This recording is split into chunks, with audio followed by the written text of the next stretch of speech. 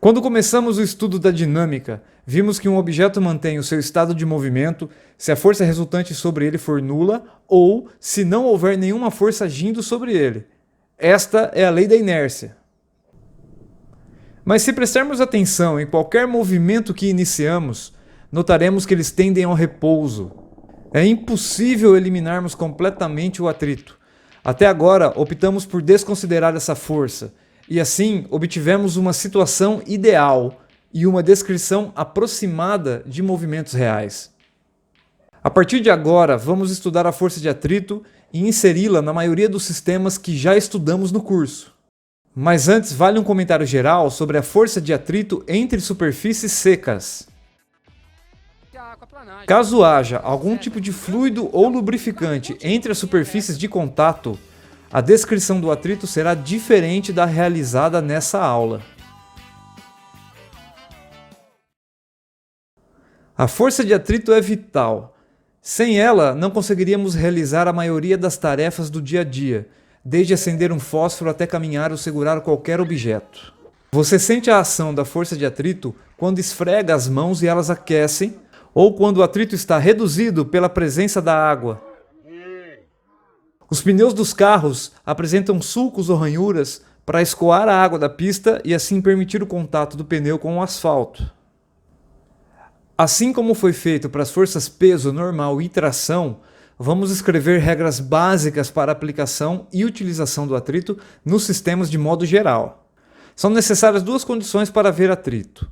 A primeira é contato entre as superfícies. A força de atrito é uma força de contato.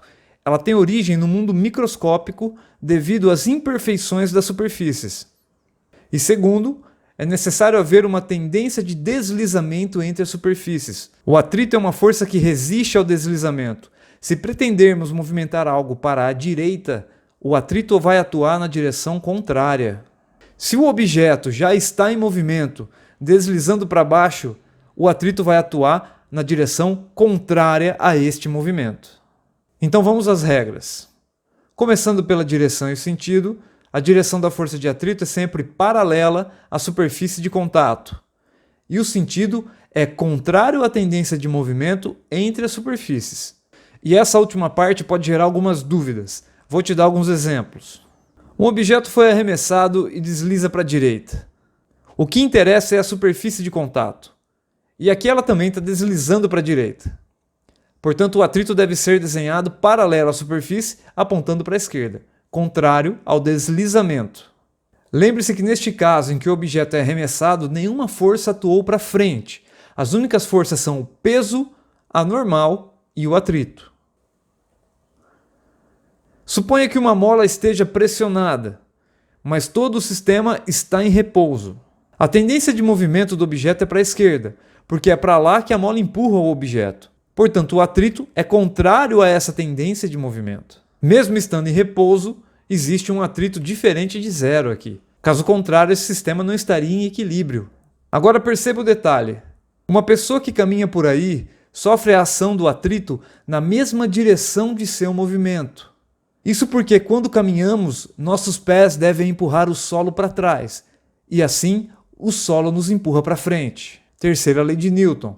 Note que a tendência de movimento dos nossos pés é deslizar para trás. Portanto, o atrito é contrário a essa tendência de deslizamento. Essa situação é análoga à de um automóvel que tem a tração nas 4 rodas.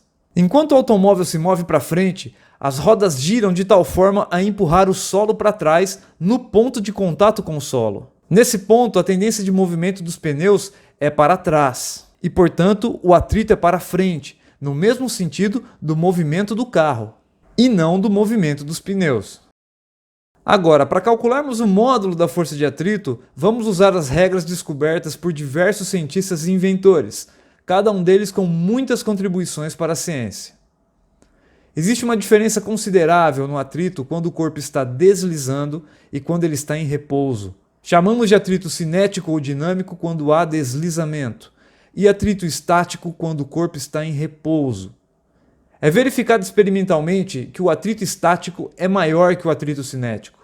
Ou seja, é necessária uma força maior para iniciar o deslizamento do corpo do que para mantê-lo em movimento. Em repouso, as ranhuras microscópicas das superfícies entram em contato e ocorrerão pequenas soldas entre as moléculas, tornando mais difícil colocar o objeto em movimento. Quando conseguimos movê-los, as soldas se rompem e geram oscilações locais, que se propagam por todo o material. Dessa forma, as superfícies aquecem. Além disso, menos ligações moleculares se formam quando um objeto escorrega sobre outro. Então vamos estudar primeiramente o caso em movimento, também chamado de atrito dinâmico ou cinético.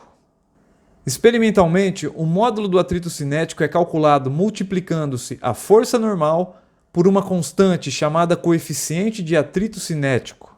Essa constante é um número adimensional e conhecido. Ela depende do tipo de superfície de contato. Por exemplo, se as superfícies forem borracha sobre concreto, o coeficiente de atrito cinético terá um valor de 0,8. Madeira deslizando sobre madeira terá um coeficiente de atrito de 0,2. Assista à próxima aula de exercícios para anotar observações importantes sobre o atrito cinético. Até lá!